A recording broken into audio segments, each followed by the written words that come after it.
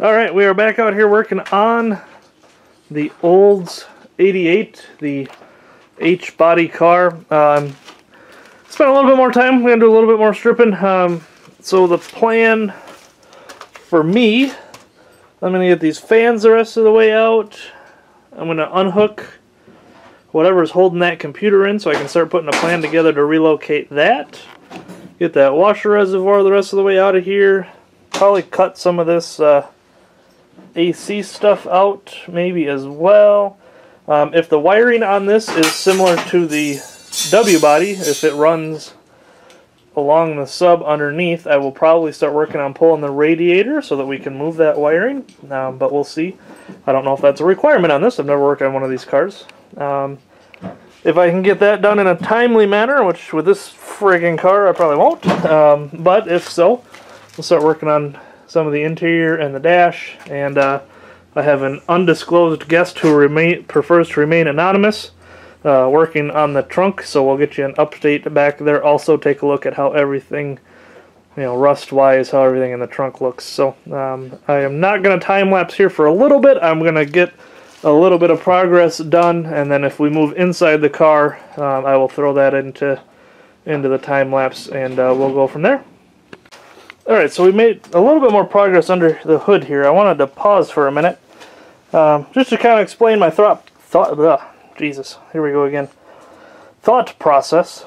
I was working on taking the fans out and then realized that I probably don't have to.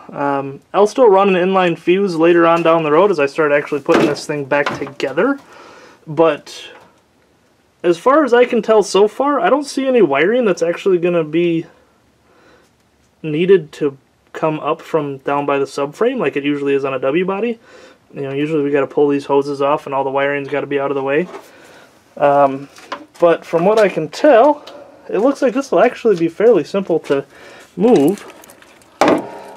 Wiring goes to right there and then it starts looping back behind everything. So I actually think that'll be fairly easy to get inside the car without having to undo all this stuff. So I will probably pull that fan out. It's pretty chintzy, and I prefer to only run one fan anyway.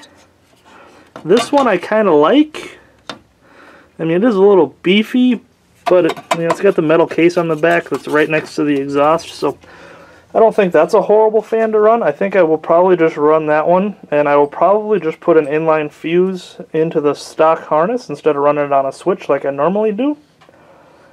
So that way, if it is going to burn up, it'll still have that fuse in there to kill power to it, but just being all simple system. I mean, we're trying to make this into a fairly quick build. Got the headlights out, obviously got that reservoir out. Usually I would pull the AC stuff, but it's not really in the way on this one. It's got this strut brace, I like that. And it's got a lot of electronics back towards the firewall, so I'll probably do a little bit of research, just try to figure out what some of that stuff is. I mean, I can tell from the setup that one's cruise control, but I'm not sure what this stuff is over here. It looks important, but with this bar being right here, and usually we move our hood forward a little ways if we can. If not, that's going to be okay. I don't know that I mean, there's plenty of space there. I don't know that I see anything ever getting to that, those breakers and stuff there, or those relays, sorry. I think they'll be fairly safe, so I'm probably just going to leave those where they are, call that good. Not sure if I like these motor mounts. I may try to figure out something to help those. Most of our shows allow you to reinforce motor mounts. That's just a weird design. Could be good, I don't know. And then back here, my undisclosed helper, making some progress. So we got the taillights out, trunk's all cleaned out. All looks pretty clean. Don't really see any concerns, even by the body seams where we usually see these things rot apart. Well, I guess I can't say these things, but most cars in Wisconsin in general. It's all looking fairly clean, so I think we're going to work on moving probably towards the inside and see if we can get a little bit more done tonight before we call it a video. Alright, so I'll be honest, this is actually a couple nights later. Been just kind of plunking away just a little bit here and there when I get home from work. So, popped the passenger seat out. Found like 60 cents. Definitely one of my lighter finds here. Didn't find much under that one. Got the dash. Let me grab a light here.